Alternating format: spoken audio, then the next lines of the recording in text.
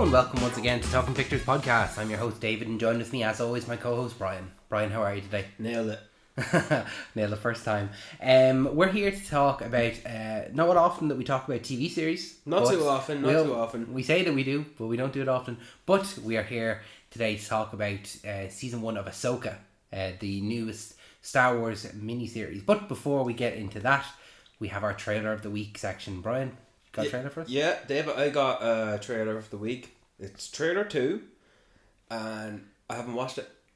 Oh, you recommend a trailer you haven't seen? Okay, yeah, interesting. Because I already know what the movie is. Mm-hmm. The Killer, starring Michael Fassbender, directed by David Fincher.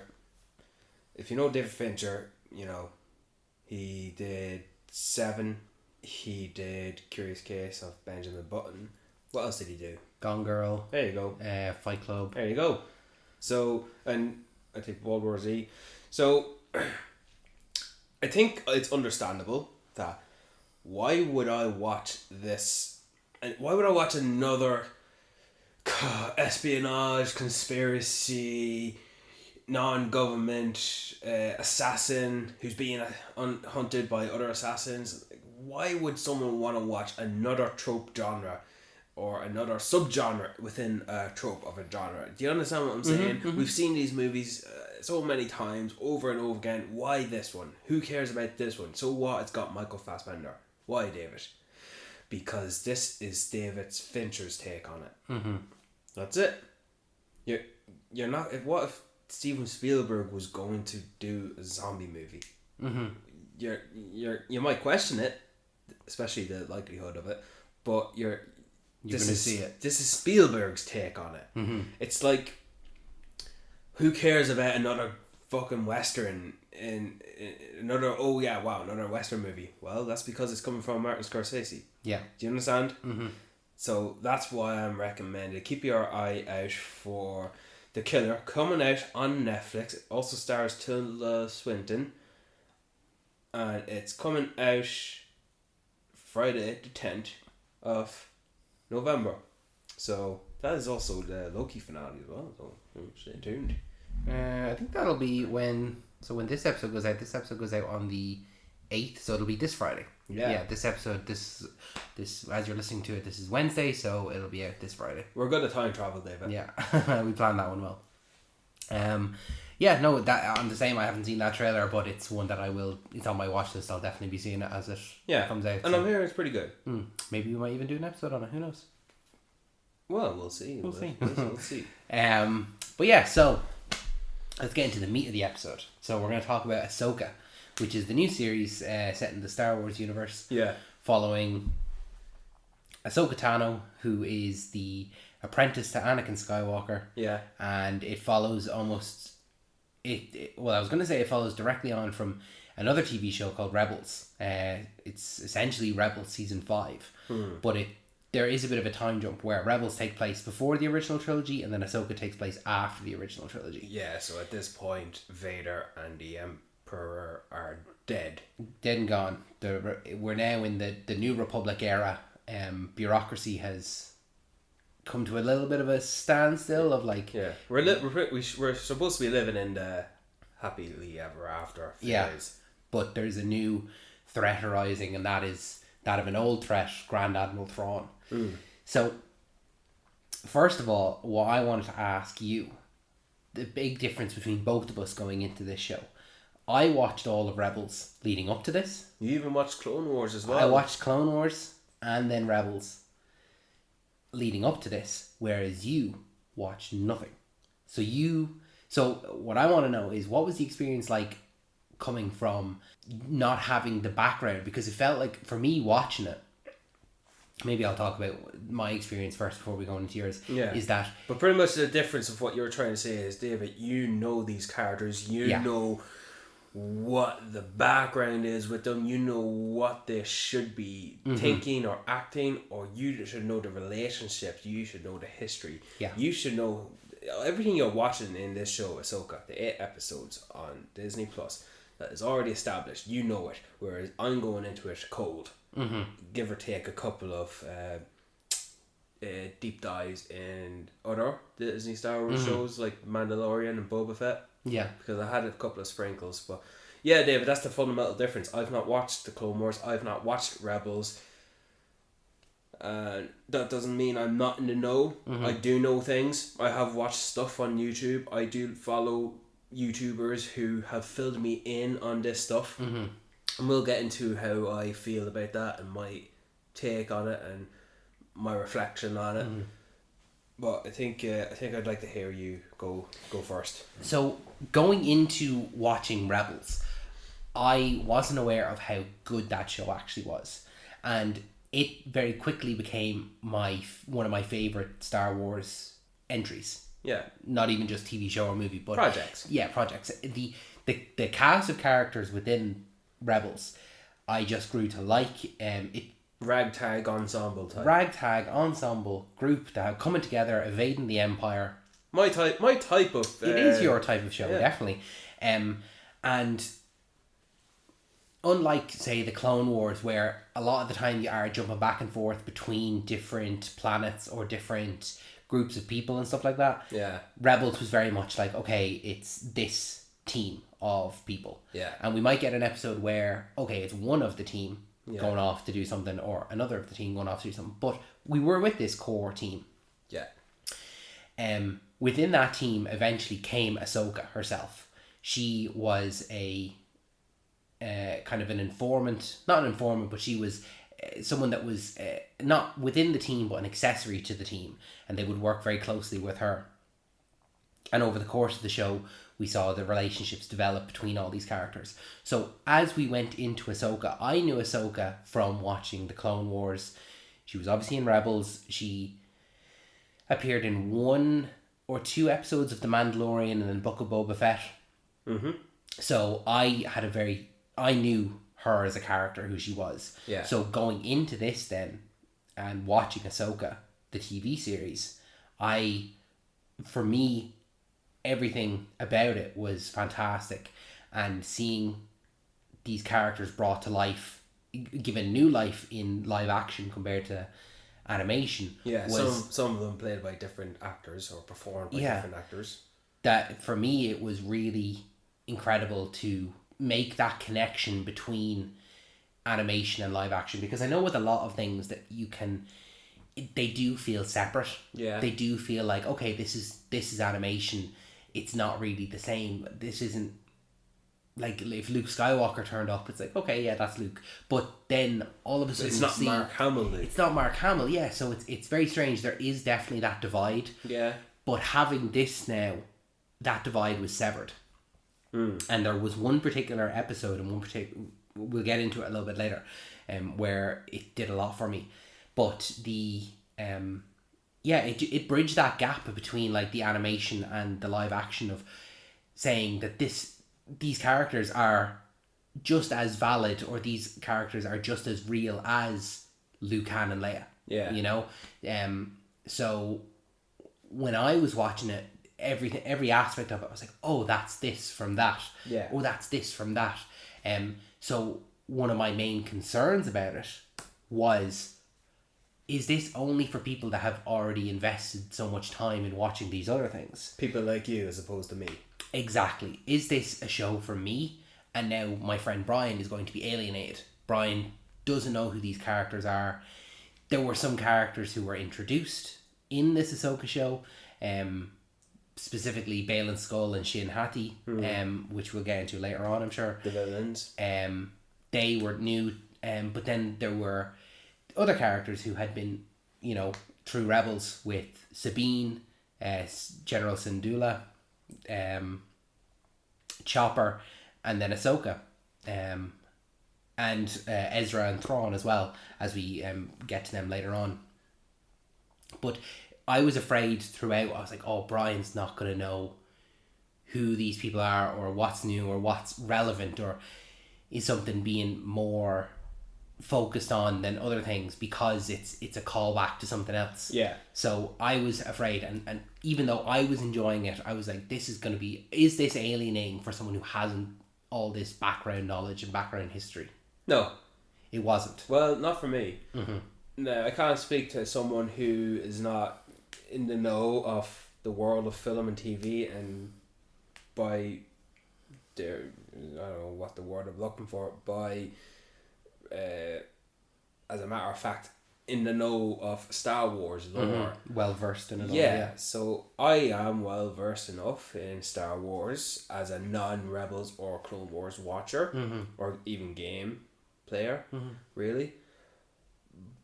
You know, if I were to put you on a string, David, in terms of your well informed knowledge of Star Wars, I'd put you at the far right of the string, and someone who is not like us in the film world, but yeah, I'll watch a Star Wars movie, and yeah, I'll watch that show, I like it. Oh, here's the new Star Wars show. Okay, I'll give it a watch. Well, they're going to be in the far left of it.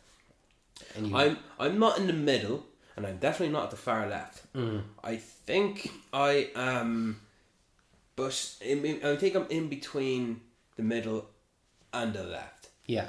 The reason I'm saying that is because, yes, I did not watch Rebels, and I'm not familiar in all this lore and Easter eggs, and remember this from the non-canon comic book story. Do you know what I mean? Yeah.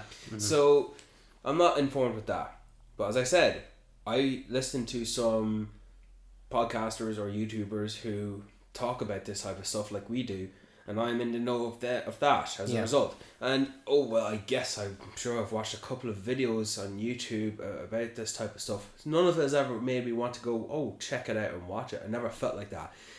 Even right now, I still do not feel the need to watch anything Star Wars animation, unless it's Star Wars Vision, which is just a 20-minute episode.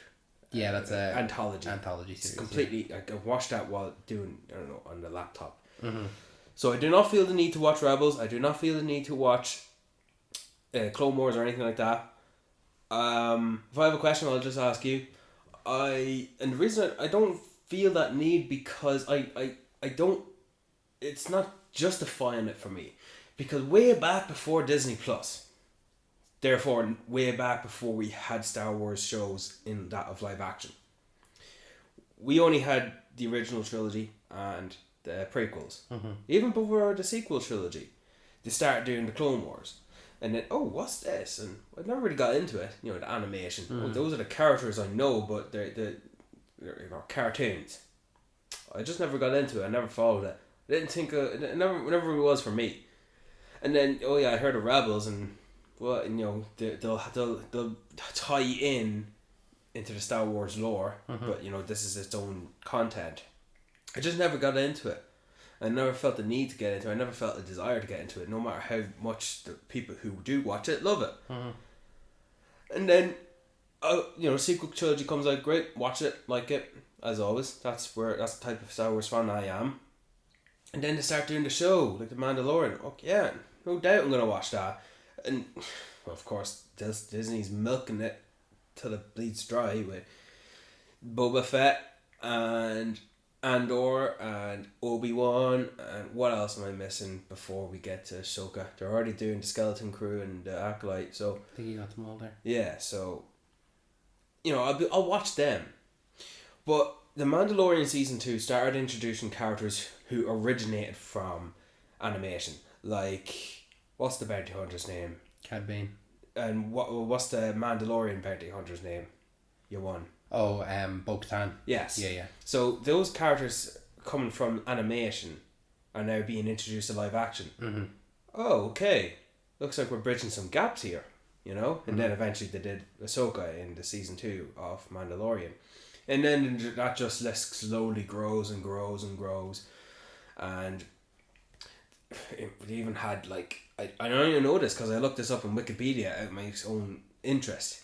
That's because, I do this for myself because that is what the type of fan I am. We talk about these things, so I would look up. Who was this in this episode?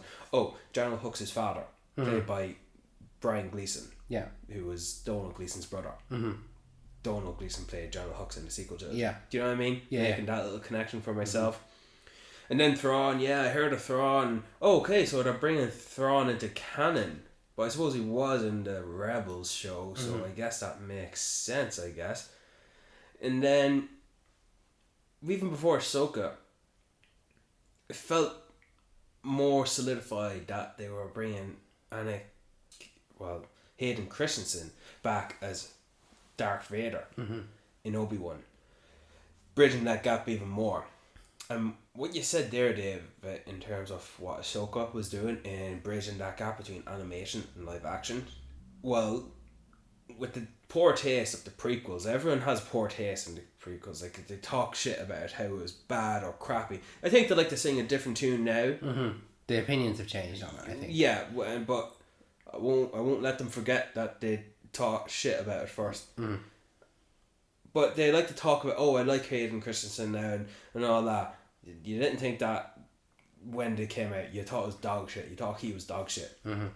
So, I didn't have an opinion of it. I was too young. You didn't either because we were too young. We were like 7 when it came out. Yeah, we thought it was the greatest thing ever. Mm-hmm. Of course it was. I remember asking my dad after we had seen Revenge of the Sith, like me and my brother had like lightsabers, and I was like, how do we get it to look like we're on a lava planet? Yeah. Like, I wanted to recreate it, you know? Yeah. And he was like, that costs a lot of money. We can't do that. And I'm like, okay, that's okay. But yeah, we loved it. Like, it was Star Wars. Yeah. You know? But back to what I was saying, these Star Wars shows are doing us good fan service by bridging gaps and therefore bridging the believability that, now we know that it's more easy for us to believe that Vader in the original trilogy is Anakin from the prequel trilogy as a result of the Obi-Wan show. Yeah. And it's great for that. And I think it furthers that service even more by keeping... What's the New Zealand actor who plays Boba Fett? God. Temuera Morrison. That's him. Yeah. He played Jango Fett and the clones in the prequel trilogy. Yeah. Well, that actor's still around and he's likeable, and so to keep him as Boba Fett in the show and to keep him on. Mm-hmm. Great. So just furthering keeping that. Even the actor who plays Bo-Katan, she was the voice actor in Rebels. Yeah. So in Katie the Clone Wars. Sackhoff, yeah. So there you go. Bridging those gaps. Still never felt like watching the shows just because I thought that this was happening. But, it's a good thing. That's what they're doing. Good on them. It's good. It's good for people like you who watch the show. Like, we don't feel like outcasts now. We don't feel like outsiders looking in. Like, as if you are outsiders. You're not, because you go watch the movies anyway. Yeah. You just like the idea. It's an extra level of it. Yeah. Yeah. You feel like you've brought your friends. It's like you've brought your school friends with you to meet your college friends. Yeah. Do you know what I mean? That's the way it's going. Absolutely. Like, for me, having watched, say, like, for example, right, the Obi-Wan show. Yeah.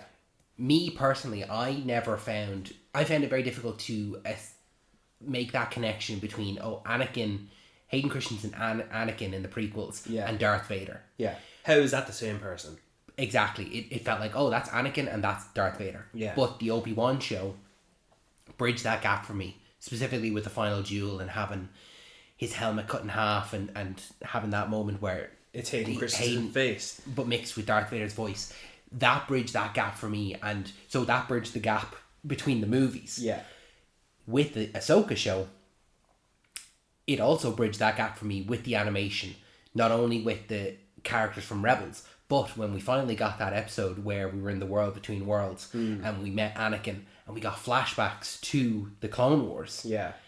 Seeing Hayden in Anakin's outfit from when he was in the show, because if you actually watch the Clone Wars TV show, they're very different Anakins. They're very different, like, just the way they're portrayed and the way they speak. Yeah. That was another barrier of, this feels like a completely different show. This doesn't actually take place between the prequels because Anakin is so different than Hayden Christensen portrayal. Yeah. So then when all of a sudden you see him in this Ahsoka show, seeing a hologram of him walking around in the exact same outfit and giving Ahsoka tips and stuff like that, or seeing battles where he's there, it's another bridging of the gap, and it's just solidifying this whole... It's making this new take, if you will, of Anakin fit into the wider world that Ahsoka is established itself to be. It's making itself into the perfect shape it needs to fit into the main ideology. And it's interesting because we're here now where we're watching it take shape.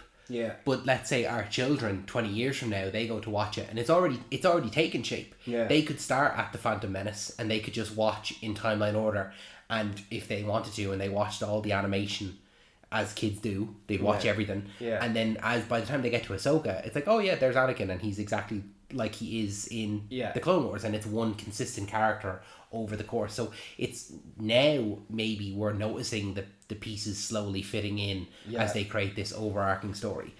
But it's only going to be that now where it's being made. Yeah. But 10 years from now, we'll look back on it. We're like, oh yeah, of course that is all like that. So yeah, I guess you could say it's really evolutionary event for Star Wars fandom. Mm-hmm.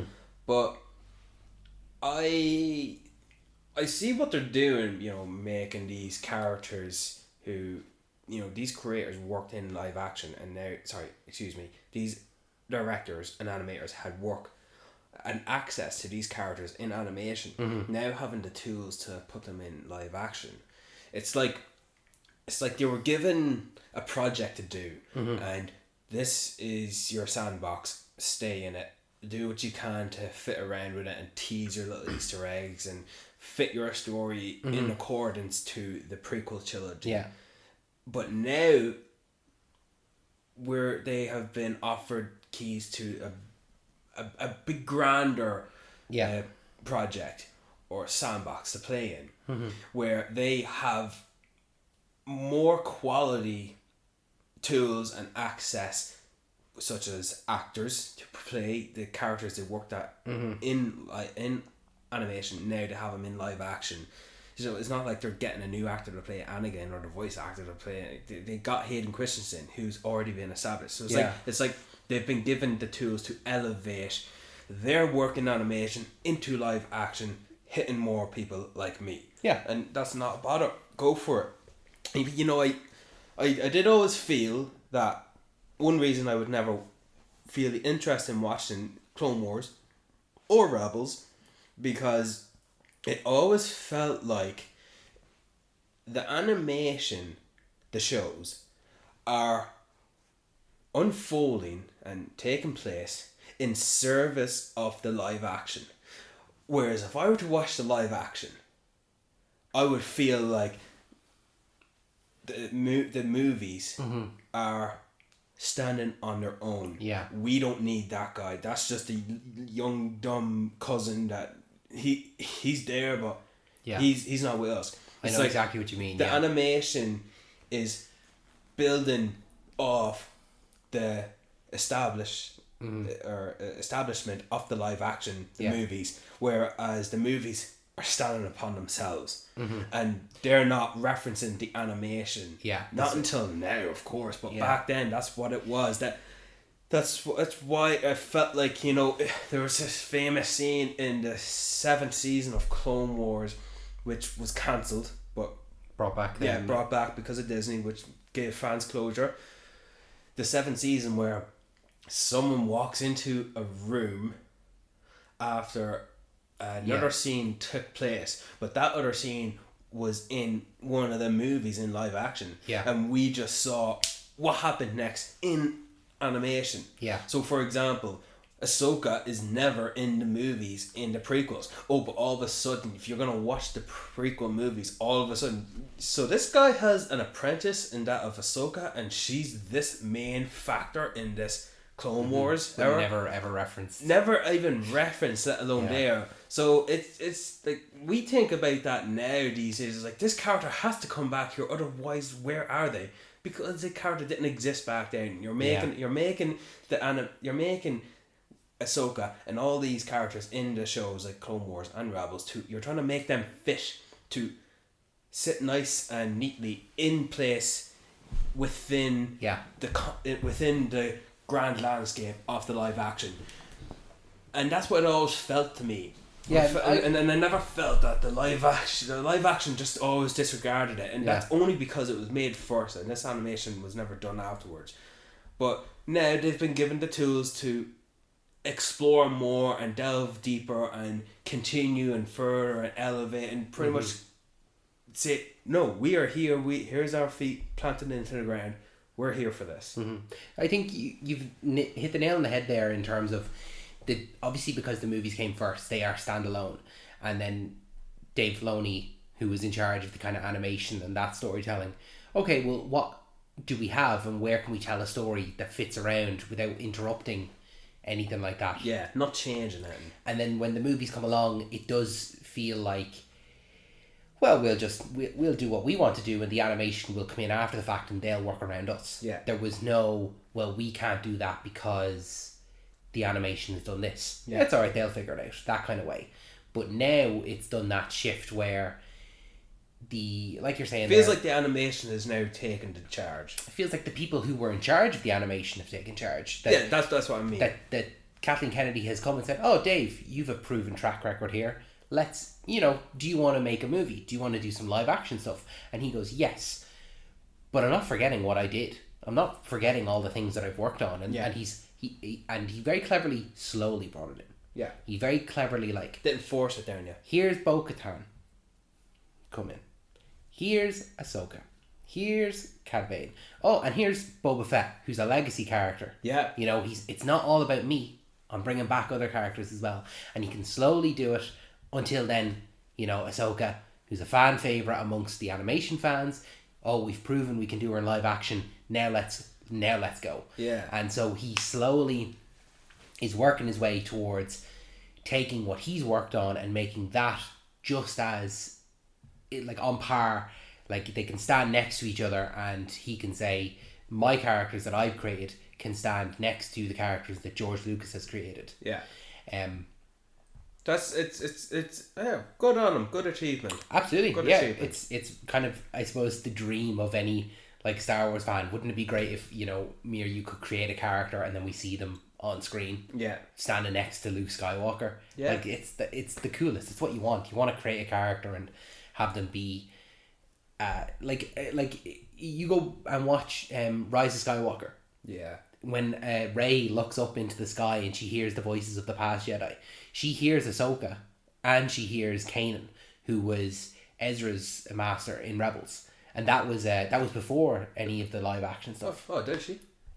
We'll watch it afterwards. Yeah. Oh no, I believe you. I don't want to watch that, but you can hear Kanan's voice. Yeah. Oh, that's pretty cool then. That's good that they put it in there. Pretty much so that at some point they have to kill Ahsoka. Yeah, I hope not. Maybe between now and, because realistically, this Ahsoka show takes place 30 years before the last point in the timeline, which is the Rise of Skywalker. 30 years, really? 30 years, because there's 30 years between Return of the Jedi and Force Awakens. Aren't we 5 years in anyway? Wait, I thought the Mandalorian was 5 years in. Well, maybe so then. Yeah, 25 years. Fair enough. Yeah. But yeah, I'm not gonna lie. I do think a lot of the Star Wars shows have just sort of been diminishing. Mm-hmm. I don't think they've all been great recently. No, I think the last season of Mandalorian was disappointing. I think it was poor, very poor. I think it was disappointing. I'd say disappointing just based on the fact that the first two seasons were so good. Yes, I'd say that Boba Fett was poor. Yeah, poor Boba Fett was fucking something. I'll tell you that. Excuse me for cursing, but it had to be said. Yeah, I thought it was doing a good thing by bringing in all these random characters, especially the Wookiee. That Black Wookiee he's in canon now. I thought, oh cool, Boba Fett with this gigantic Wookiee. Cool. He's the reverse of Han and Chewbacca. Yeah, it's actually mercenaries. Pretty interesting. I like that idea. It's funny that the best episode of The Mandalorian was in the Book of Boba Fett as well. It's just what a joke. But I'm just gonna say right now, my favorite Star Wars is Andor. Yeah, it's a very different. It's Star Wars for adult. Yeah, listeners, hear me say, Andor is Star Wars for adults. Mm-hmm. Watch Andor. You don't need to watch anything else. If you feel like you don't have to, I think Andor should be almost a necessity. It needs to be watched. Yeah, it's one side of the Star Wars universe and having that espionage, down boots on the ground, real people stuff. Yeah. Whereas Ahsoka is on the other end of that spectrum entirely, which is the fantastical space blockbuster mystical force. I would argue Ahsoka the show is what the movies, the Star Wars movies, try to be, if you know what I mean. Whereas let's maybe Andor is what Rogue One was. Yeah. And maybe a little bit of Han Solo, just a little bit. Yeah. Just in terms of what they're achieving, taking a more grounded approach, Then, and it's good to have both. It's good to have some diversity. Absolutely. The fact, like, for me personally, Andor wasn't my favourite. I'd be on the other end of the spectrum for you. But that's because for me, Star Wars, in my mind, is still that very, like, mystical, like, fantasy kind of thing. Yeah. But the grand space opera. Yeah. Yeah. And the espionage stuff, it doesn't interest me as much. Yeah. That, don't get me wrong, I still think Andor is a good show, and I really liked the prison arc within it. Yeah. That was great, but it's just not one that I'm, like, hankering for more of. Yeah. Whereas Ahsoka is something that I'm like, I can't wait for that. Like, it annoyed me so much that there was not that there were so few episodes, but I was just enjoying it so much that I didn't want it to end. Yeah. I didn't ever want it to stop.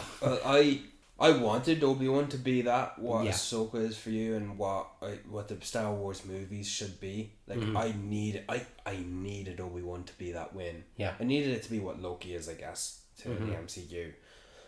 And I literally remember telling myself, as if I'm talking to the directors or the creators of Obi-Wan show, you can't fuck this up. Yeah. And what did you do? You failed!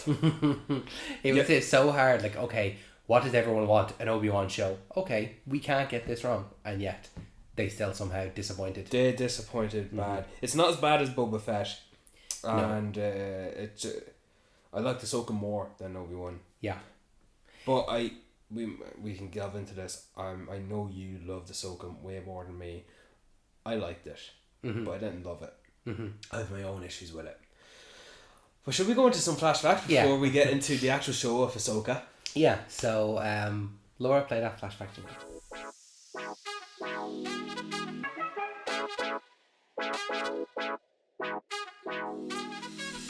Thanks, Laura. So yeah, I've got some flashbacks for us today. So flashback number 1. Oh, I'm actually excited.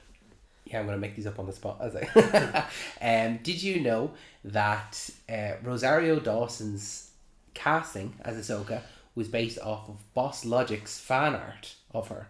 He did a mock-up picture of her. I don't know if you know Boss Logic. No, I've heard of him. Yeah, I've heard of him. He does a lot of like fan posters and fan castings. And if someone's like, oh, I really think that John Hamm would be a good Mr. Fantastic, he'll take a picture of John Hamm and do him in Fantastic. Yeah. Fantastic Four.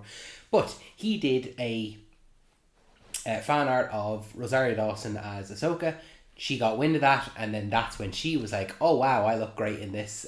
Maybe I should try be Ahsoka Tano if she was ever in a live action. And now here we are a couple years later, and yeah, that was fully based on that picture. Well, I'm sure like it was a nice ignition, but I mean, like they still had to make sure that she was good. Oh yeah, it was the fuel that started the fire. Yes, but it was we are the light to ignite the fire to burn the First Order. You know what I mean? Yeah. It wasn't the exact starter, but it was the originator. Yeah. That's actually interesting. You don't hear that things happening a lot. It's like fan casting for characters is quite a fun thing. Jesus, I wonder if we should do an episode or a bonus on it one day. Like, just who should we pick for this person to play? Yeah. I think that'd actually be fun. We should do one on Wolverine or something like that, or on a James Bond, or who should be the Batman for James Gunn. But that'll be another idea for another time. Yeah. That's interesting. Flashback number 2. There are a few different connections between the cast of Ahsoka and the rest of the Star Wars universe.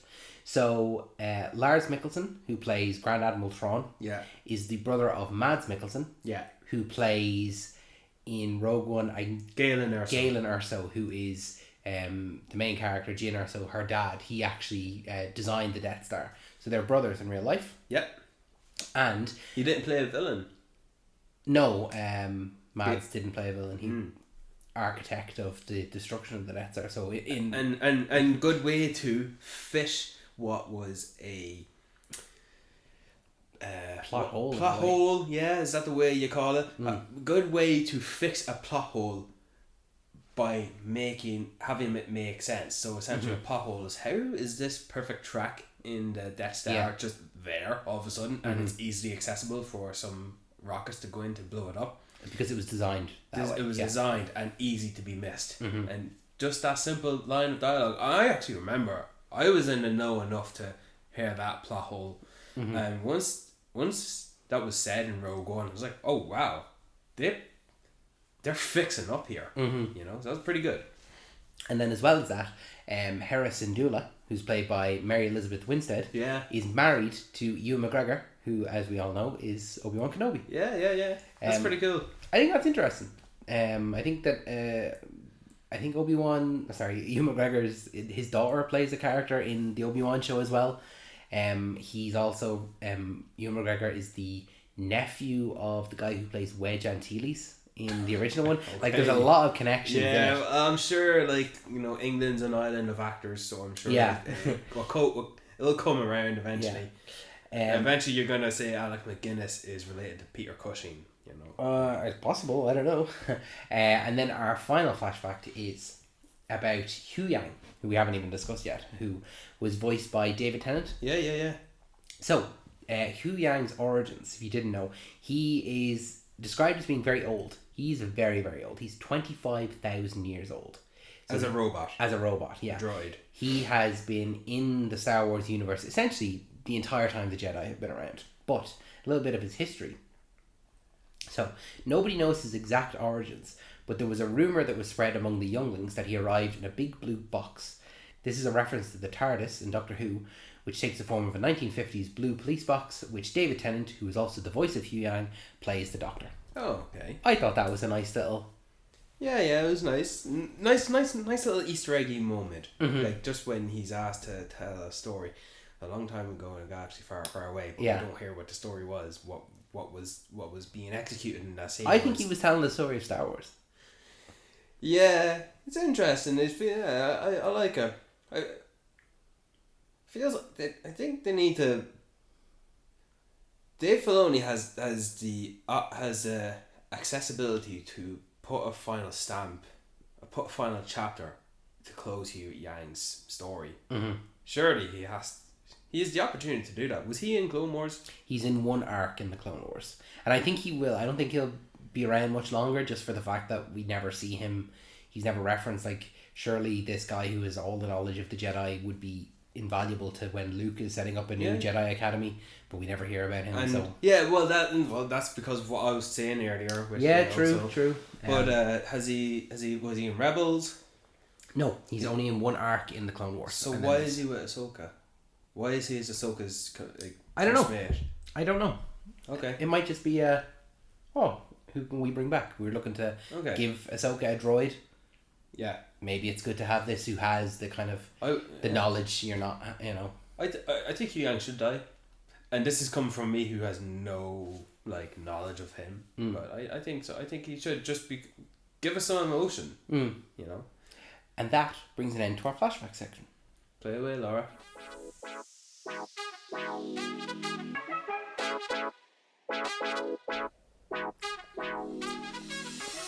So, moving on into a bit more of the Ahsoka show. Someone I would love to discuss is Baylan Skoll, played by the ever great and late Ray Stevenson. I'll take the lead in this one, David. Please go ahead. He was the best thing about this show. Yeah. Not just that, David. I was rooting for him. I'm rooting for the guy I shouldn't be rooting for. Normally you can like a villain and you think they're class and I fucking love him. You know they have to be defeated and whatnot, but no, I'm rooting for you. He, played by Ray Stevenson, who unfortunately passed away. I'll let you describe the details of why Baylan Skoll is so great, but when he was on screen with his apprentice, he was a good villain with a lot of mystery around him. As menacing as he wasn't rageful, he wasn't villainous, he was just an antagonist. And when you pay attention when he's on screen, and when he's on screen I paid attention to him. I didn't go on my phone to play chess, I didn't pause the scene to go to the toilet or to get a drink. I'd sit and pay attention. Like, he's worthy of time, he's valuable. Every time he's on screen, don't waste it. Please make use of his time. But I like how you often describe Bale and Skull as you compare him to Count Dooku, and that he poses himself that he's very stoic, and that he's fantastic beard. Yeah, absolutely. And his hair was immaculate every single scene. And his lightsaber was not complete red; it had a tint of orange, which shows some uniqueness. And he was a Jedi. He's not a Sith, and he's not a Jedi anymore, but he was one, and he survived Order 66, and now he's on his own path. He found a youngling who he turned into his apprentice, and it was this one thing where we agreed on this. She asked him, his apprentice, "Do you miss the Jedi Order?" And he says, "I miss the idea of it." That just gives so much more than a yes or a no or a non-answer. Yeah. I miss the idea of it. Like, dude, you feel so fleshed out right now, and this is all the while he feels like an energy presence on the planet that they found Thrawn and Ezra in. And well, while we're talking about him, I mean, the show ends with him walking off on his own path, almost like abandoning his apprentice, leaving the heroes to do their own thing. He's doing his own thing to find whatever he feels drawn to. Yeah, which is a common thread amongst all of the masters and apprentices in this. Abandoning your apprentice, because it happened with Anakin and Ahsoka, it happened with Ahsoka and Sabine, and now with Balin and Shin. But like you're saying there, he's such, like, he's not even like a charismatic presence. He's just like that stoic, mysterious, but not intentionally mysterious. It's just like, he's just captivating, he's mesmerizing, and when he's on screen you want to know more about him. And so when you get those little nuggets, like, that's such a good character moment to have. Like, oh, do you miss it? I miss the idea of it. Like, that he recognizes what it was, and what it could have been. And I don't miss it, but I miss the idea. I miss the idea of us being peacekeepers and all working towards one mission. But that's not what it was, because when he was there, and when Ahsoka and when Anakin were there, they were trained to be generals, which is not what the Jedi were. And that's something that Ahsoka needs to learn, is that Jedi aren't generals, they're peacekeepers, and they fit the time. And unfortunately for Ahsoka, when she was a Jedi, and when I assume Balon then was as well, that they were generals, which is not what they should have been. Like, when we're introduced to Obi-Wan and Qui-Gon in the first movie in Phantom Menace, they're on a peacekeeping mission. They're like supposed to be monks. They're monks, yeah, exactly. They're in the robes. They have no armor. They have their lightsabers, but they're not like they're not offensive weapons. They're defensive weapons. So that's not what the Jedi are. But they very slowly become that over the course of the prequels. I always felt that Obi-Wan in the Obi-Wan show used his lightsaber as a defense. Yeah. You just saying that just made me think that, that makes sense. Yeah, because that's what he was trained to be. And then he had to adapt. So I think that those little moments with Balon made you want to know more about him. And it's like, I'd love to just... And they just kept on making the right decisions. They could not made more right decisions than they have in this show. For example, it's a shame to have to fight and kill Ahsoka. There's not many of us left. And when he thought he did kill her, and he's telling Sabine to hand over the MacGuffin, and he does convinces her so. He says, I'll help you find Ezra. Just hand us over and we'll find it. Because he's not evil, and he's not like a liar, because he's like, no, I'm true to my word. Like, I will bring you to the thing. Because his apprentice wants to choke her.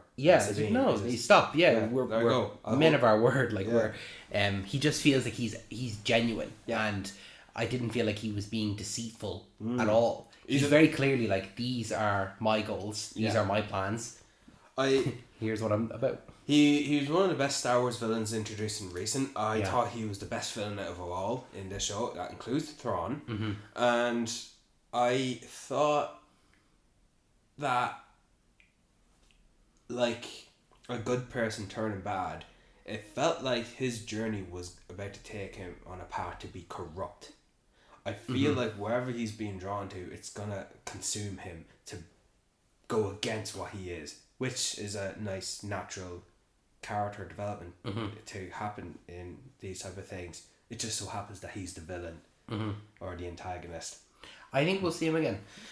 And I think we should see him again. Yeah. I really think we should see him again. And I'm not talking about animation, David. I'm talking about live action. If we get Ahsoka season 2, or if we get another mashup with all these characters to come together again, I think for the betterment of what Ray Stevenson gave us, we should have him be recast. Sorry to say it, but it has to be done. Otherwise, it's just going to be like whatever. And I'm not going to lie, David, I'm really not happy that they teased this with Balon and just still left it open-ended.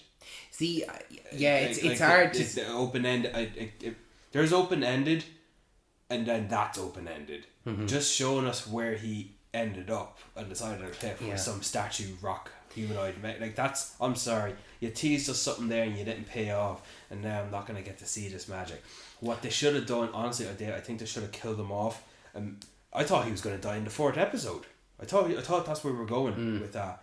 But see, I think it must have been always the plan that we were going to get a season 2 or we were going to see him again. It was very unfortunate that he passed away. Yeah. He only passed away in May, and this show came out in what? August, yeah. So it was right before it came. So I don't think that they did that intentionally of, we're never going to pay this off. Well, no, it's not that. I think it's just in terms of storytelling. It's like you don't even know what he was looking. It's just one of the potential. It's just the direction he's going. It should have been an extended, I don't know, post-credit scene to see where it took him, whether it was a life force or an energy. Something a bit more concrete. Yeah, not just I'm going that way. That's not enough, and that really left a poor taste in my mouth. See, I think that maybe what you're looking for there, the answer is within the animation because of the fact he's on the statue of the humanoids, like you were saying there. Well, I don't know what that is. Do you? Yeah. So this is our deep dive Star Wars lore corner here. I'm going to keep this really quick to not bore the... Tell us now, tell us quick, and we'll move on. So there was a small arc in the Clone Wars called the Mortis Gods. Okay. Obi-Wan, Anakin, and Ahsoka all went to this planet. Yeah. And they encountered these 3 beings who were the physical embodiments of the Force. Okay. There was the daughter, who was the embodiment of the light side. There was the son, who was the embodiment of the dark side. And there was the father, who was the balance between them. Okay. In that arc, the father told Anakin that when he passed on, that Anakin would take over his position. He would be the balance between the Force. Okay. The daughter died because I believe that they used her life force and put that into Ahsoka so Ahsoka could live. So Ahsoka is the physical embodiment of the light side. Okay. And now Anakin, in a way, would be the physical embodiment of the balance. Like he is there in the World Between Worlds of him as Darth Vader and him as Anakin, which, by the way, we didn't even talk about. It was fantastic. It was a great episode. I loved seeing that. We'll get to it. That. But the son, then. Balon, we don't know who the son was. So maybe Balon is there. He's on the arm of the father. It's possible maybe that he is going to become the physical embodiment of, maybe it's the balance, maybe it's the son. We don't know yet. That's where it's open-ended. And I think that what you're looking for there, it's not as obvious unless you've seen that. Okay. The Clone Wars. It's not even like it's Rebels. It's a long time ago. So I can understand why you're looking for something a bit more concrete, but I think that is something that we would have definitely been explained within the next season if we were to get or the next part. If in terms of recasting an actor, do you think would you rather they cast an actor who has a similar physical shape to Ray Stevenson, or he doesn't need to be as big as he was so long as he's the acting chops to deliver? I would prefer, I mean, like, no one's going to go up in arms of like, oh, they've completely changed who Balon was or like what he looks like or anything like that. Like let's be respectful here. The man died. Ray Stevenson died. Yeah. Unfortunately, that does happen, and we do move on. But I would rather somebody give me the character that he portrayed. Yeah. I would rather see another actor portray that as, you know, in a similar way, as opposed to, oh, they look exactly the same but they just feel different. Yeah. That would be worse for me. So for me, it's not so much. Hey, like, there's so many examples and we're not going to get into it, but like, we'll see in the time comes. I don't know if season 2 is confirmed, but no, not yet. See. But I'm going to fan cast it for you here right now. Oh yeah, go on. Leave Schreiber. Holy shit! There you go. No way! Yeah. Put him... Here's me thinking, oh, maybe this British actor who I saw in like this recent TV show, or maybe Dominic Purcell, because Dominic Purcell's he's recast as to take over a role in a movie Ray Stevenson is there. Liam Schreiber! Holy shit! Yeah! Yeah. Dude, did you just come up with that? I Like, did, yeah. I think I saw somebody say, I think they put his face on Ray Stevenson, and I was like, oh wow, yeah. And then Lee Schreiber's a great actor anyway, so yeah. That's my fan. And cast. he's big as him. He can be. Yeah, man. I'm telling you, dude. Liam Schreiber. Yeah. Fuck yeah. Yeah. Okay, so yeah. So long story short, the villains were the best part of this. Yeah. Another aspect that I was I really, really was happy with was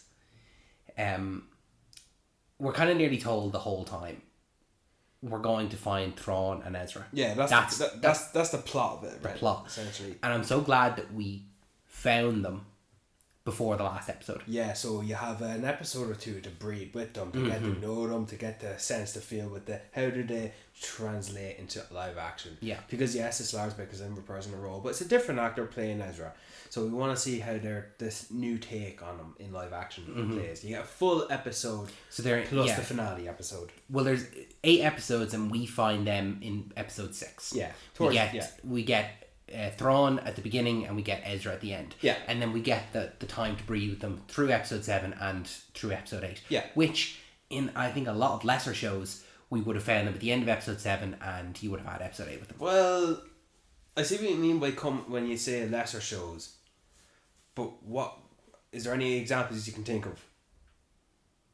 What is a lesser show that did something like that? And the reason I'm only asking you, David, is because I'm already critical for this show, Ahsoka, for many things. I don't know any off the top of my head, but I just know that would be a trope that I like. I know a lot of other shows of you get it right at the end. Yeah, it's like, and you don't actually get a lot of it then. Let's put it this way. It's like, hindsight is difficult, but it's like if they did The Boys and they teased Soldier Boy throughout the entirety of season 3, and he's found in like the very end. I'm gonna find an example here for you. Well, I do see what you're coming from, and yeah, it's a good choice. And pretty much throughout the show of Ahsoka, that's all they're doing. It's trying to find, it's getting access to this MacGuffin, which is a map that tells you which direction to go to find Thrawn, because this witch who was introduced in The Mandalorian is trying to find him because she's in, the whole witch lore. I really couldn't care less. It wasn't too Morgan, whatever her name was, I didn't care. It's another aspect of in the that anime, kind of for like it's almost like the opposite of the Force is like this magic, just dark magic. So it's it's not one for me either. Yeah, and they got rid of that quite quickly because she was the one to fight against Ahsoka and die at the end, so won't miss it you. But what about other characters who have translated into live action? Have they been approving? Have they been good? I think everyone that was introduced did a fantastic job, and I think that they did a great translation. Favorites are Chopper. I really wish more of Chopper, just because he was barely in the show. He was barely in it. He's the droid, but he has so much personality for a droid. He's great. But Ezra, to be honest, was my favorite translation over, because even though it's a completely different actor portraying him, as soon as he was on screen, I was like, oh, Ezra's here, finally. And do you think it was a bit weird that when he and Sabine finally met, they didn't go immediately hug? And I know that is a trope, but I didn't need it. I don't need everything explained out to me like that. But no, like they just stood there and still like sort of sarcastically talking to each other instead of like, oh my god, I found you. Yeah. And go to hug. Like, see, that's more their relationship. because if you haven't watched them, they are more of like a brother-sister kind of bond as opposed to like a romantic or anything like that. So they start teasing each other instead of hug you, miss you. Like that would be like for them, it would be spend 5 years to try find Ezra, find him, and then 5 minutes later be like, oh, I'm regretting finding you, like that kind of way. Sibling rivalry, but they're not siblings. And then when Ezra obviously gets back to our galaxy, when he comes out and Hera is there, that's the moment when I wish that that hug of, because that's more like a mother-son kind of found mother. Well, not so much, but that's it. Maybe an aunt. And we didn't see that either. But it's like, okay, I know they obviously hugged 2 seconds after the camera cut away. I thought the need for drama was uncalled for when he walks out of the ship when he walks out, he walks like 5 minutes. I'm exaggerating, but come on, he kept on walking with the entire stormtrooper outfit on, and he waited a bit to sort of reveal his helmet. I'm sorry, but that's Ezra's character. He always does stuff like that. Is it? Yeah, absolutely. He is always in stormtrooper outfits. He's always like answering, like one of his like characteristics is he will just go on the comms and just say a different name, like almost the entire time throughout Rebels. He would say like, oh, come in, who is this? This is Jabba the Hutt. He would always refer to himself as Jabba the Hutt. Right. So while I can understand where you're coming from, like that was stupid because they could have shot him at any point. That's just that's what he does. He enjoys that. Okay. What about crossing your arms? Like folding your arms like this. Do you know what I'm talking about? Yeah, it was a characteristic of Ahsoka, and it was one that I definitely didn't like to begin with. Is this in animation? It is. It is. It is. So this is a thing she does in animation. It's something all three of them did, and by all three I mean Ahsoka, Obi-Wan, and Anakin. Okay. They were very, like, when they would stand, they would fold their hands. Okay. But if you rewatch Ahsoka, there's a lot of the folding arms. Yeah. Up until we have the episode where she goes into the world between worlds. Okay. And she has the final lesson from Anakin. Yeah. After that, you can see a physical change within Ahsoka. And it's not only her personality. I feel like her personality, like, it's like a weight has been taken off her shoulders, because since Order 66 to that episode, there was a weight that was on her shoulders of having failed Anakin, and Anakin became Darth Vader, and she closed herself off, and she was like, I don't want to become that. Like, that's my master. He trained me. Am I then going to follow in that same road? And then after the episode where she has the final lesson from him, she goes, no, that's a mistake he made. I am not my master. There is this like freeness to her, and you can see that in the clothes that she wears. Even her personality, she is a lot more fun. She's a lot more like lighthearted. Yeah, I suppose she is not a Debbie Downer. I'm not gonna lie. I thought, she's wearing white clothes now, so I guess she's positive. Yeah, but she's Ahsoka the Grey, like Ahsoka the White, like Gandalf. Like she has her, death moment and comes back. But I think that's what she needed. She needed the assurance that she is not Anakin. Okay. And I think if you go back and watch it, there is that significant change from that episode onwards. That the Ahsoka beginning. I agree. She has become a little bit more lifted, lighthearted. Like they go into the mouth of the space whale and to jump ship them or light year travel, and she's like, I don't know where it's going to take us, but I have a feeling. You know? And okay, that's good. That's one option, and she had to have known that it was going to take them to find Ezra, because you're just saying that for because that's it's a little bit clever for writing the script, like, I don't know where it's going to take you, instead of like, this is going to take us to Ezra, but it's fine, I accept that. But I'm sorry, I have to go back to the arms crossing. She did it in the last episode after they took out a bunch of the troopers, and they've taken out the troopers, Sabine, Ezra, Ahsoka, and they walk up just some steps, and then meanwhile the fucking witches from Mayhem are casting a spell, and they're raising the stormtroopers to become much more slower and duller, so not as. But they can't be killed. Okay, but they're easily dealt with. Yeah.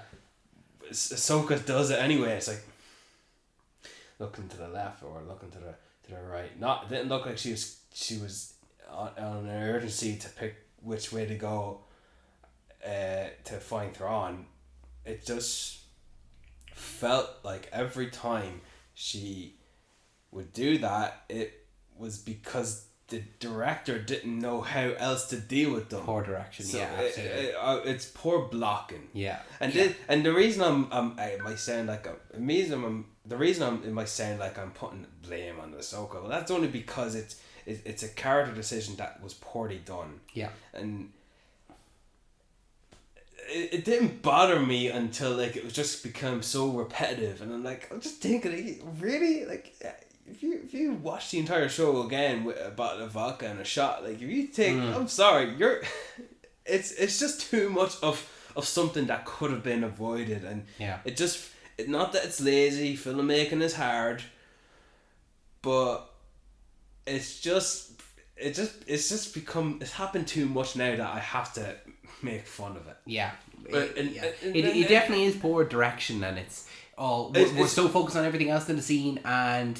Rosario. Yeah, because you're setting up the scene where the stormtroopers are being raised back as zombies, so you're setting the scene and the pacing and the editing and the on-set direction of that to happen, and the actors and performers, and Rosario, you just go up there, fold your arms real quick, and then as we track the camera, yes, filmmaking is hard. Dave Filoni is a new entry in live action direction. He is. I'm cutting him a little slack, but it just too much of that. It's also very different when you're directing an actual human versus a character you've drawn. Yeah. Because the drawn characters can be a lot more expressive and they can do a lot more, whereas the actors in real life. Yeah.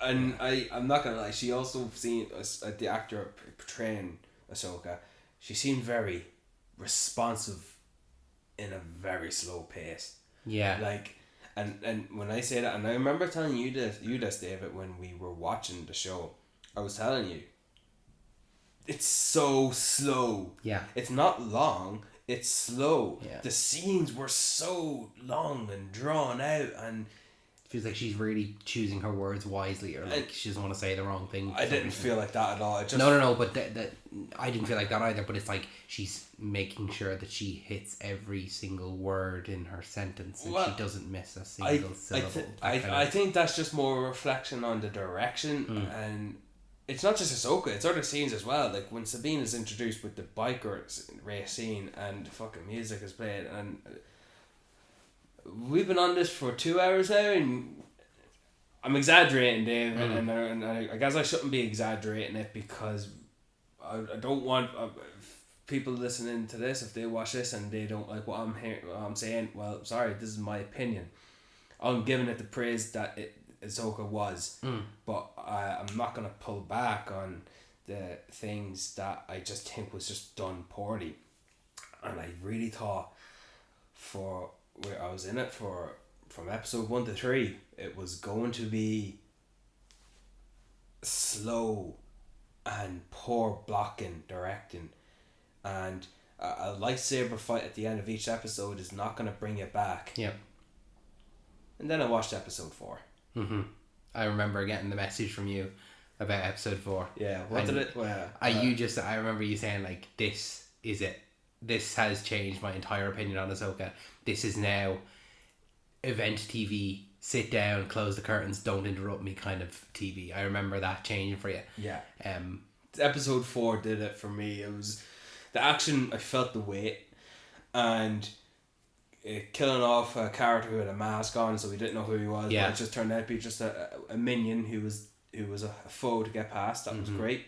And sorry, I want to interrupt you, but I want to go back to him. Yeah, brilliant. Marek, yeah. He's there specifically to have that like intimidating moment of having the lightsaber spin, and because he's holding the handle, but the dual lightsaber is spinning, and he's this is an intimidating, like, oh, this is going to be a real fight for Ahsoka, and then it's over in one move. Yeah, and it's like the Obi-Wan taking out Darth Maul scene type of thing. It's exactly those moments that you can have Ahsoka. It's just these moments to show, like, oh, she is actually a fantastic swordsman. Yeah, she was trained by the best. And I think we've earned or I should say they have earned the right to.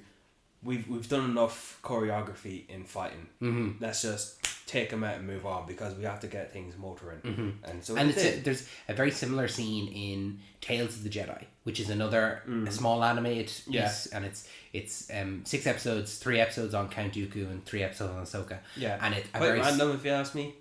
It was a little bit random, but I think it's a great little introduction if you want, like, a little refresher on who she is in animation.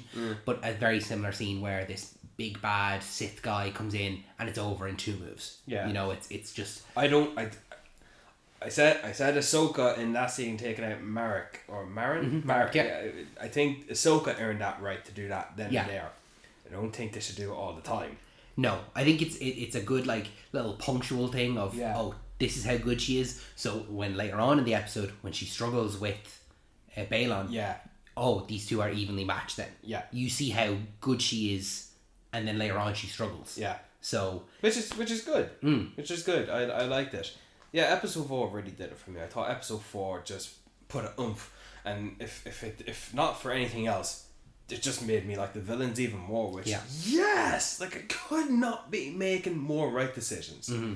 And then episode 5 with the War Between Worlds, you told me, I wonder if that's not actually Anakin and it's just whatever this thing is, and here's me thinking myself, it's Anakin. Of course it's Anakin. Not gonna not be Anakin.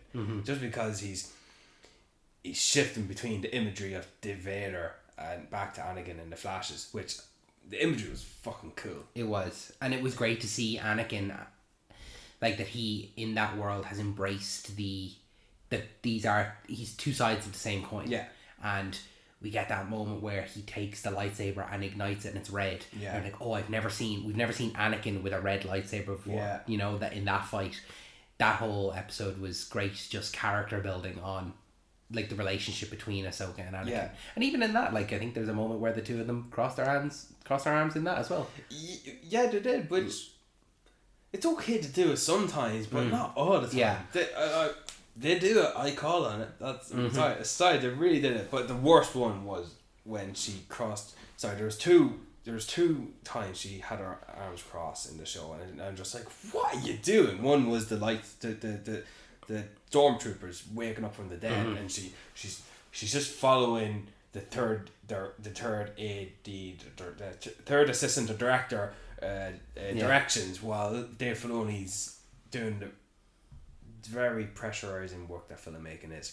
The other time was, I think it was maybe episode 2 or 3. Someone goes to Ahsoka and says, it's Sabine, or oh, you're needed, or you're whatever the whole fucking thing they wanted. She turns around and sorry, but it's like that. It's overdone. Yeah, definitely. It's way overdone, and that So I think those are some of my gripes, that a lot of the scenes are just too long, and the overabundance of crossing your arms. There's one thing I need to say that bothers me as well. Now, I will say that this is quite a lot of things, not just in Star Wars, but when there are 20 stormtroopers pointing guns at 3 people at the center, and when they start firing, just because they move out of the square frame that is your TV, doesn't mean they're safe. I just thought that was also poor blocking. Yeah. You know, I often fantasize about making a little home project and like a little short movie with our friends, and if they're in trouble, all they have to do, don't worry, let's just go to the next scene, or don't worry, we'll just do this off screen, so we'll be safe then, you know, like how was this hard task achieved off screen? You know, so like just because characters run off frame and then we cut to some insert shots of choreography and fighting. That doesn't do it for me. Now that Ahsoka is not. I'm only pointing this out because it happened here, but it's happened in multiple shows. Yeah. No doubt it happened in Obi-Wan. One of the reasons I was disappointed in it. You're just looking for good blocking, good choreography. Yeah, well... You just want to see what's happening. Well, David, when it just stands out poorly, it just bothers me. Yeah, no, that's fair. No, it does. I don't like talking shit. And I've talked good about this show, but I have to say that it bothered me. Mm-hmm. But as I said, and now if we were talking about Obi-Wan, I wouldn't be pulling back any punches either. Mm-hmm. Having said that, I liked Ezra. Mm-hmm. It felt good to... Oh, I liked what he is the type of person. Like, Sabine goes to hand him his lightsaber. He's like, nah, don't need it. Using the Force. Mm-hmm. Cool. Okay, nice little trait. I kind of want to see him use his own lightsaber, but he builds his own. I was hoping it wouldn't be blue, but okay. Mm-hmm. See, I'm glad that you got to... Because obviously he is kind of what they're aiming towards throughout the whole show. They're going to find him. They want to bring him back. I'm glad then that once we did find him, that we had enough time with him that you then kind of, you like him. Yeah. And you can see why, this guy is a good, inherently good person, and you can see why they would travel so far to get him and bring him back. So what else was I going to say? Can you fill me in about Sabine Wren being Force sensitive and then using the Force? Was that, now as a non-Rebels watcher, I was of the belief that she never had access to the Force. It's a very complicated thing in that the Force is something that everyone has a connection to. Okay, but that's Star Wars lore, and then there's like, this person has the Force. Some people... It's like Luke has the Force, Han doesn't. It's in the same way that it's... Sometimes it can come down to natural ability, and in other times you need to practice. And that's the thing, is that while Luke had the natural ability, Sabine needs to practice. Okay. Well, now what I have the problem with... Okay. Because she did train. She was an apprentice of Ahsoka for... the time between... Off screen, between Rebels and off screen is a powerful thing, Dave. Yeah. Don't underestimate it. But the thing that annoyed me, I think, was the progression of she's able to call the lightsaber to her in that moment. Yeah. And then all of a sudden she feels like she has full access to it. Yeah, as opposed to that being like a because at one point she's reaching out for the cup that... curiosity, it doesn't move. Yeah, and then there was another time where you think she's trying to do it again when she's fighting Shin, but no, she's actually whipping out whatever blaster she has hidden in her wrist. Okay, I thought it would be nice to see that she would try to use the Force, and maybe her over reliance in attempting to use it might get her into trouble. So maybe she saves herself by not relying on the attempt to use it. But, when fucking fighting zombies, stormtroopers, she reaches out for the lightsaber again. I thought it would have been a better idea if the lightsaber comes to her, kills the stormtrooper, but we, for a second, think, she did it. I thought it would have been nicer if Ahsoka or Ezra made the lightsaber go to them. I thought that would have been cooler, a nicer reveal. Because as you said, David, now she has full access to it because Tron is leaving in the ship, and Ezra and Sabine they're running to the edge of the thing. They have to get aboard, and so that's too far. Wait, jump! You can force yourself jumping it halfway, and I'll push you the rest of the way. And he's like, "Are you sure?" Like, don't worry about it. Yeah, it's that jump from the just getting the lightsaber to then pushing him and doing that, because that's a lot harder, pushing him. So I had to suspend my disbelief for that aspect of it. So I think that was maybe a little bit too much for me. Don't worry, I'm fine with her getting the lightsaber. That for me was that moment for her was like grand. Like Luke obviously struggled when he was in the cave and he got the lightsaber, but he got it. So when Sabine got that, it's finally working for her. She's figured it out. Yeah. But not to the level where I confidently will be able to push you up onto the spaceship, otherwise you're falling to your death. Yeah. It's just not... And I felt that gap when Ezra was jumping, that profile shot where he's only halfway. Don't worry about it. Forget about it. Yeah, I got you. Yeah. I got your back. Pushes him half the way and, okay. She uses the Force then. She's a pro. Yeah. We'll see how she goes. Hopefully in the future we'll see, is she a pro or is she still learning, and I'd like to see her still learn, because it didn't come naturally to her. Well, that fucking push jumping came there very naturally to her. Maybe it was because it was a moment of absolute need that she couldn't, there was no, like, there's no consequences if she can't get the glass to her, but in a moment of absolute need, if they were to explore that, no consequence, well then that would be more interesting. I just don't want them making up the rules as they go along. Yeah. They can't have that.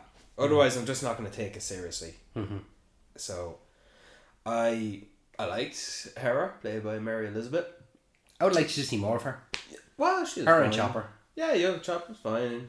The big purple alien wasn't in it, but he was in that one episode of Mandalorian.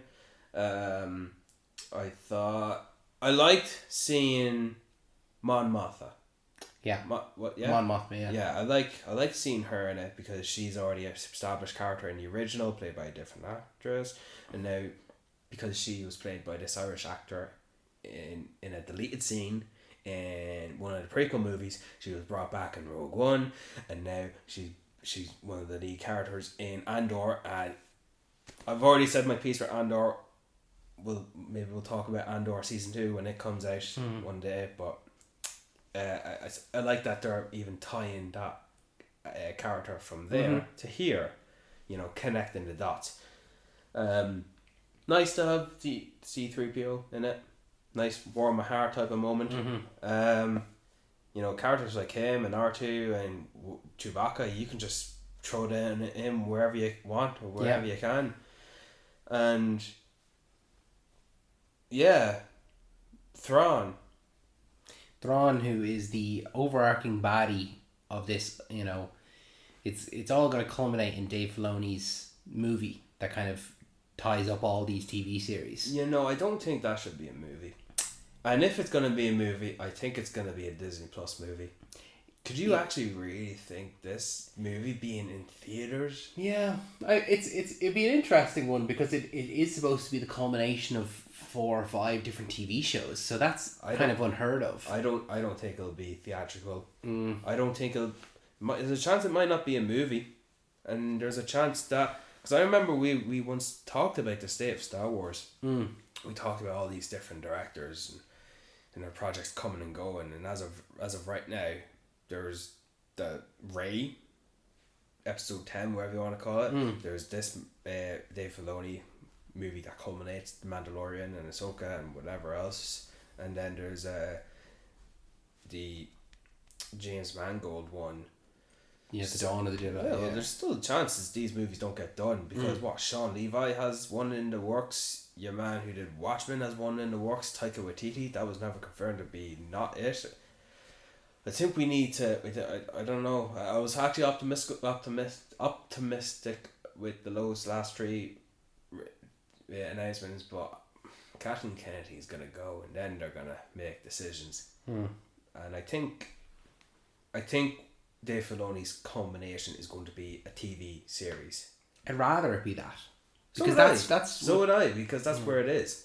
At the end of the day, like Mando is not gonna. Baby Yoda is still gonna be a baby when Mandalorian dies of old age. So it's one of those things. And they have so much freedom with these legacy characters.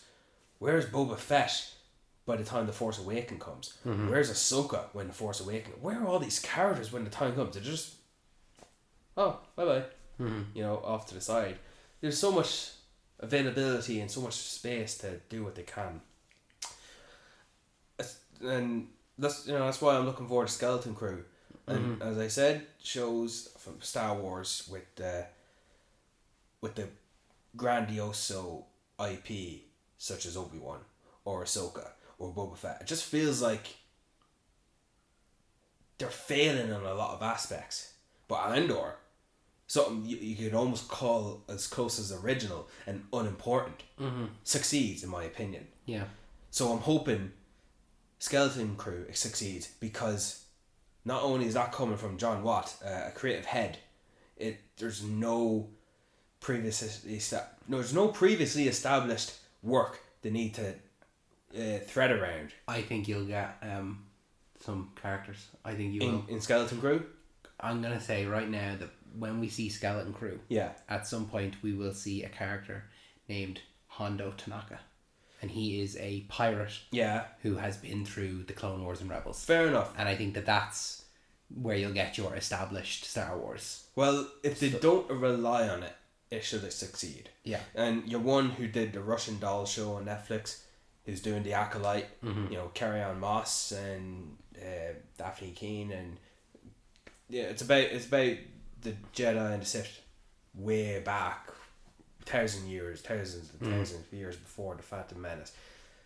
No baggage there, no work you have to thread around, just do what you want. Yeah, maybe you can succeed. So yeah, I thought Thrawn was, I liked them. It felt very, he kept on saying no, like, let's not underestimate them, no, let's calculating his use of his tools and his weapons around him. But then what does he say? He doesn't follow through on some of the things, like because he didn't kill any of the characters. He didn't kill any of the heroes. Yeah, he escaped, which is was fine. That's what had to happen. But I don't know. They just succeeded in some things and they didn't nail it in others. But overall, I liked it. And for better or for worse, emphasis on better for worse, both ways, this felt like a cartoon in live action. Yeah. It, for me, felt like Rebels Season 5. Yeah. And like I said, for better or for worse, that's what it felt like. It worked in some ways, it didn't work in others. Like I said, it took me till episode 4 for me to like it. Episode 5 was good, and then it was okay until various scenes that were good. Yeah. They just made some poor decisions in my opinion, and great decisions in other places. I liked it more than Obi-Wan. Don't know if having 2 extra episodes makes it count. That's where I stand on it. Yeah. Well, it's good that Star Wars is diverse enough in that you can have a show like this where it's like kind of like more so fantasy and stuff like that, and then we'll have something like Andor, which is a bit more boots on the ground spy espionage that you'd really enjoy, whereas I really enjoy Ahsoka. Yeah. But we can both enjoy each other's things. Like there's enough room within this universe to have all these different projects and be not as interconnected, but still connected. Between what I guess should be a 4th season of Mandalorian, or should be a season 2 of Ahsoka, what is a season 2 of Andor, and a season of The Acolyte and Skeleton Crew, those are the likely shows of Star Wars to still continue. Which one are you looking forward to the most? Ahsoka season 2. Okay. I just wasn't ready for it to end. I just wanted to see it more and more of it. Okay. I was just happy to be with the characters that I really liked in this new galaxy, and then once they were back in the old galaxy, like, okay, I want to see more. I just wanted to see more of it. Right. So for me, I just do like the high fantasy space opera, the Force, kind of, that kind of stuff. So for me, that's where I'd say Ahsoka season 2 is my next one I'd like to see. Well, unfortunately it's not confirmed yet, and I don't think Mandalorian season 3 is confirmed yet, and it's just unfortunate. Season 4. But it's just unfortunate with the strike with the actors, and hopefully I want to ask you, between Andor, Skeleton Crew and The Acolyte, which one are you looking forward to the most? Because those are definite shows we are indeed getting 100%. I'd say it's between The Acolyte and Skeleton Crew, just because both have the potential to be something new. Yeah. New IP, something that, okay, here's a new entry into Star Wars. And it doesn't have to connect to the others. I'd say probably The Acolyte, just because I do like that fantasy aspect of it, and I think it'd be interesting to have a series from the viewpoint of the bad guys, because it's not something that we've done. Well, we'll see how much they're gonna go in that, perspective. Yeah, because I looked up the cast list and it's just like over half of them are Jedis. Right. Okay. So like I didn't see not one of them is Sith user. So see, they might be playing their cards close to their chest as well. They could be saying Jedi and maybe could be. But then after that, it would be Skeleton Crew and then Andor. Gotcha. Because I like the way that you kind of describe Skeleton Crew of like having that like ragtag. Yeah. Not so much ragtag, but it's like kids. It kind of is, because it's 4 kids who steal a ship and then get lost in space. And 2 of them are aliens. Is it? I don't know. I sure as shit hope 2 of them are aliens. One of them can be half human looking, the other one can be just fully decked out in like a costume or something like that. And they cross paths with Jude Law, who's going to be like, he's going to be like tagging along somehow. I think he's going to be a Force user, but I don't know. Yeah, it feels like there's going to be a little bit more to him. Whether he's a Force user, but never went to delve had any formal training or anything like that, so like he does it on a whim. Like I think Jude Law is going to be like a Han Solo-esque type of person. Okay, that's good. I could see that. Yeah. So I'm looking forward to Skeleton Crew, and it's coming from John Watts, who did the Tom Holland Spider-Man movies. So good things to look forward to. Hopefully. That's it. We won't cross any fingers. We won't hold our breaths, as they say. I'm not holding my breath. We got any recommendations? I think we're coming towards the end of the episode. You got a recommendation for us? I think people should be watching Loki. Yeah. In lieu of Disney Plus. Loki season 2 has been pretty good. It feels a little bit different because episode 4 came out just there, and actually I think in releasing this, Loki's finished probably. Yeah. See how time travel worked for me. Yeah. It's finished, but you haven't seen it all yet. Yeah, but so that's how they do it in the show as well. Have you been watching Loki? I've seen season 1.